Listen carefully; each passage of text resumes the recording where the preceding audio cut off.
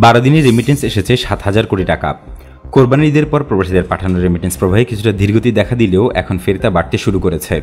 চলতি আগস্ট মাসের 12 দিনেই 85 কোটি 73 লাখ ডলার পাঠিয়েছেন প্রবাসীরা। বর্তমান বাজার দরে টাকার অঙ্কে এই অর্থের পরিমাণ 7,275 কোটি টাকা। এই রেমিটেন্সে ভর করে বাংলাদেশের বিদেশি মুদ্রার সঞ্চয়ন বা রিজার্ভ আবারও 46 বিলিয়ন ডলার অতিক্রম করেছে। করোনার মধ্যে অতীতে সব রেকর্ড ছাড়িয়ে গত 20-21 অর্থ বছরে 2,477 কোটি 77 লাখ ডলার রেমিটেন্স পাঠিয়েছিলেন প্রবাসীরা। এই অঙ্ক ছিল আগের বছরের চেয়ে 6.6 বিলিয়ন ডলার বা 36.1% বেশি। টাকার অঙ্কে ওই অর্থের পরিমাণ প্রায় 2,10,115 কোটি টাকা, যা 1 জুলাই থেকে শুরু হওয়া 21-22 অর্থ বছরে 6,03,681 কোটি টাকা জাতীয় বাজেটের 1/3 বেশি। বাংলাদেশের ইতিহাসে এক বছর বা অর্থ বছরে এত বেশি রেমিটেন্স কখনোই আসেনি। কেন্দ্রীয় ব্যাংক সোমবার রেমিটেন্স প্রবাহের সাপ্তাহিক যে তথ্য প্রকাশ করেছে তাতে দেখা যায় চলতি 21-22 অর্থ বছরের দ্বিতীয় মাসে আগস্টের 12 দিনে প্রবাসীরা মোট 85 কোটি 72,70,000 ডলার দেশে পাঠিয়েছেন।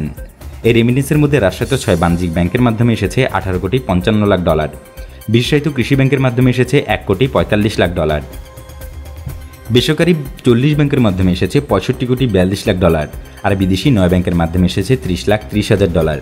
মহামারীর মধ্যে গত অর্থ বছরের সবচেয়ে বেশি রেমিটেন্স আসে অর্থ বছরের প্রথম মাস জুলাইয়ে।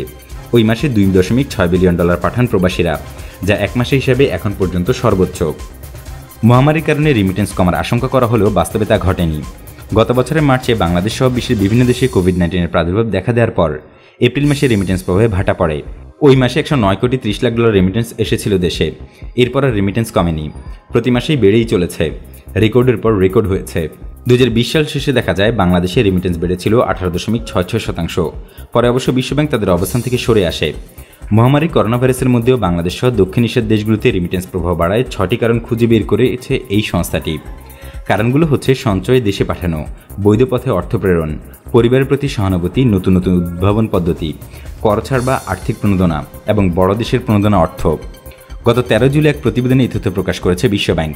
সংস্থাটি বলেছে 2020 সালে বিশ্বের বিভিন্ন দেশের অর্থনীতির গুরুত্বপূর্ণ এই সূচকটি কমলেও দক্ষিণ এশিয়ায় 5.2% বেড়েছে। দেশের অর্থনীতিতে গুরুত্বপূর্ণ ভূমিকা রাখে বিভিন্ন দেশে থাকা 1.25 কোটির বাংলাদেশি পাঠানো অর্থ। রেমিটেন্স প্রভাব বাড়াতে 2019-20 অর্থ বছর থেকে 2% হারে নগদ প্রণোদনা দিচ্ছে সরকার। 1 জুলাই থেকে শুরু হওয়া 21-22 অর্থ বছরের বাজেটেও এই প্রণোদনা অব্যাহত রাখার ঘোষণা দেয় সংস্থাটি।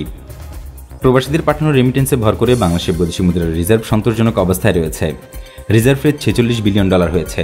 সোমবার দিন শেষে রিজার্ভের পরিমাণ ছিল 46.13 বিলিয়ন মার্কিন ডলার। গত 29 জুন প্রবাসীদের পাঠানো রেমিটেন্সের উপর ভর করে মহামারীর মধ্যেও বাংলাদেশের বিদেশি মুদ্রার সঞ্চয়ন 46 বিলিয়ন ডলারের মাইলফলক অতিক্রম করে।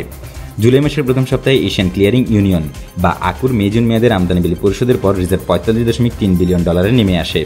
গত এক মাসে কিছু বেশি সময় তা বেড়ে আবার 46 বিলিয়ন ডলার ছাড়িয়ে গেছে।